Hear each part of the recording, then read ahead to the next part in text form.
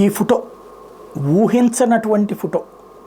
Telugu Desam party రక్తంతో కలిసిపోయారు అన్నటువంటిది. ఒకప్పుడు ప్రజారాజ్యంలో ఉండి కూడా తెలుగుదేశం పార్టీ కోసం పనిచేసి అందులో కోవర్ట్గా పనిచేశారన్న ఆరోపణలు ఎదుర్కొన్న ఆ తర్వాత తెలుగుదేశం పార్టీలోకి వచ్చి పూర్తిగా తెలుగుదేశం పార్టీతో మమేకమై విజయవాడ నుంచి 2 సార్లు పార్లమెంట్ సభ్యుడిగా గెలిచినటువంటి కేసినేని నాని మొన్ననే ఆయన పక్కన పెట్టడం, వాళ్ళ సోదరుడికి టిక్కెట్ ఇవ్వటం, దాంతో ఆగ్రహించినటువంటి నాని మొన్న తిరువూరు సందర్భంగా సీరియస్గా మాట్లాడటం, మరొక వైపున నాని దగ్గరికి ఒక ప్రతినిధి బృందాన్ని పంపించి ఆలపాటి రాజా, నెట్టెం రఘురాం, కొనకళ్ళ నారాయణలను పంపించి నువ్వు కాస్త పార్టీకి దూరంగా ఉండు అని చెప్పటం, తిరువూరు సభ మీ తమ్ముడు చూసుకుంటాడు అని చెప్పటం, దాంతో ఆగ్రహించిన నాని రాజీనామా చేస్తానని ప్రకటించడం, లోక్సభలో రాజీనామా చేసి వచ్చి పార్టీకి రాజీనామా చేస్తానని ప్రకటించడం, ఆ తర్వాత వచ్చేటప్పటికి వాళ్ళ అమ్మాయి కార్పొరేటర్గా ఎన్నికైనటువంటి అమ్మాయితో రాజీనామా చేయించడం, పార్టీకి కూడా రాజీనామా చేయించడం.